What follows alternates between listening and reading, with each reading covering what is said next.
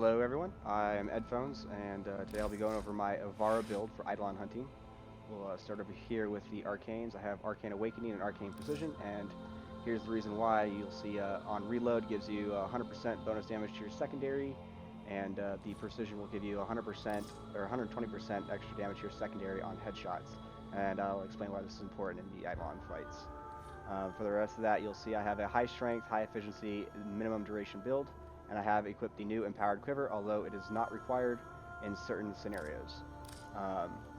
Before this mod came out, I was using energy conversion because it was nice for the extra bonus on Prowl. So we'll start with my first weapon here, which is Lenz. And the big thing here, you're not necessarily required to use a riven, but if you do, getting over 200% crit chance is what you want to try and get, and then mod for as much radiation damage as possible. So I have kind of the best riven I could get for the Lenz here, and I'll show you how devastating it is in the fights. For my secondary, I use the Sancti Castanas. Yes, it has a lot of form in it. It doesn't necessarily need a riven.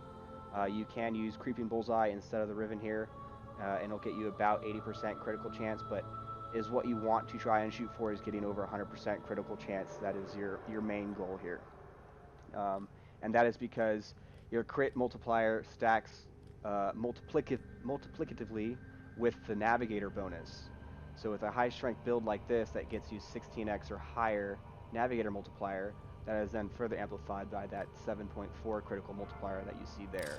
So it effectively turns into about 120x critical multiplier every time you hit a target with this. You can further amplify this. People have been starting posting builds using the Mutalist Quanta. This is completely overkill if you use these the arcanes that I showed you, and I use the Baza to proc both of those because it has a high fire rate, quick reload time, and it's pinpoint accurate. The last build here that I won't be showcasing is a Glaive Prime, which you can get to one shot. And you can see here with my my stats, I have been doing this for a while because every single one of these has been with Ivara and the Lenz, and Ivara with the Castanas. So you'll see I start out here with throwing a few Castanas on each of the limbs. It's not required to have more than typically about 2. 1 if you use the dashwire augment, but I'm just throwing it on here to show you it's pretty easy to get this onto your target. It's not as bad as you would think. So once that's there, you take the shield down, pop out of operator, hit your alt fire, and it's done. And you can see there only one number came up. It only took 1 Castanas to take down that time. And then you dash at least 70 meters away because that's how big that explosion bubble is, and you repeat. The hardest part is on the Hydralist. Is he will be calling down lightning strikes. Other people have been showing putting lightning rod on there. It's not necessary because while you are invisible from your navigator, I have found that the lightning strikes do usually avoid you. So just as long as you jump and throw at the same time, your body will travel far enough away from the last registered position for Ivara, and a lightning strike most likely will not hit you. There's always that rare chance that it bugs out and something smacks you and it screws you up anyways.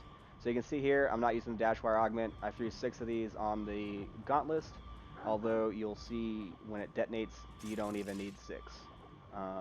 And yes, that is because of my riven, but if you use the dashwire augment, you will be hitting about the same numbers actually you'll probably be hitting even higher numbers than what these will be showing you. And you can see it only took two Castanas detonations to take it down. The last one here is the Lenz. This one, like I said, does need that 200% crit chance to make sure this always happens. But you'll see here, you hit it just before he turns uninvincible, and there's a 850k hit without shredding his armor. So with that, that is my build that has been getting requested a lot from me from the past couple months since I started playing with it on the Plains of Eidolon. The glaive that I talked about earlier, you want to try and get a 20k base radiation damage, and with the new sacrificial mods, that gives you a 90%, I think it's a 90% total bonus damage to sentience. So it can effectively hit so hard that it will 1 or 2 shot the limbs, and if you have a high DPI mouse, you can just slide to the left or right, and the blade will just spin in place and strike the target many, many times in a very quick succession, effectively making it like a one-shot. You will also see that I run with a Sasha Kubro and the augment of dig, and this is because about every 15 minutes, or correction, every 15 seconds or so, your Kubro will dig up ammo and energy for you, so it makes the build very sustainable without actually having to use any of your pizzas. But the dig augment, your Kubro will only dig just as long as he's out of combat. So this build synergizes very well with itself because you typically keep your Ivara Warframe at least 70 meters away from the fight to keep it away from all the damage that's going on and the magnetic procs. And this will also keep your Kubro out of combat, and he'll just pile up a bunch of loot on top of where your Warframe is. So every time you go to pop a limb, you just pop a limb, dash over to where your Warframe was to grab all the loot, and then throw some new Kastanas on a limb and rinse and repeat, or shoot a lens shot, or whatever weapon you're using.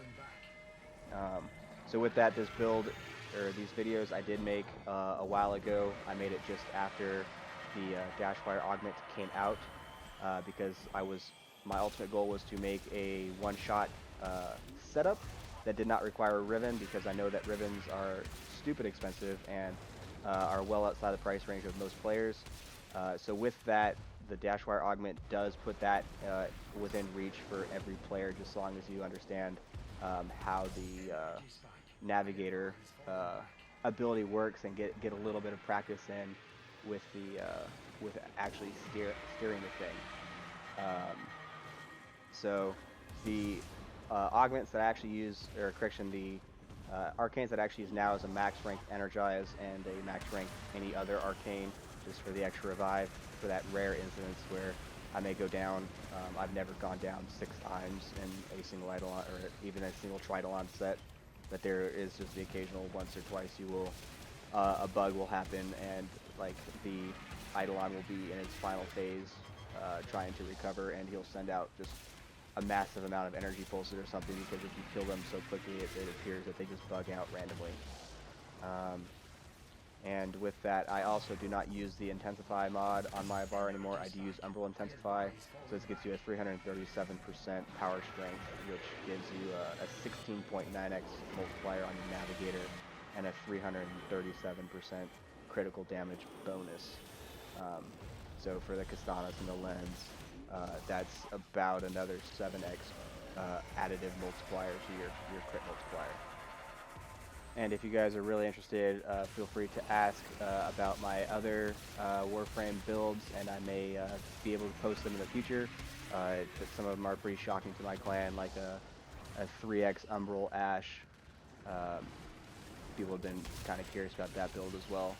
And I will post the builds that I've come up with. And with that, have a nice day.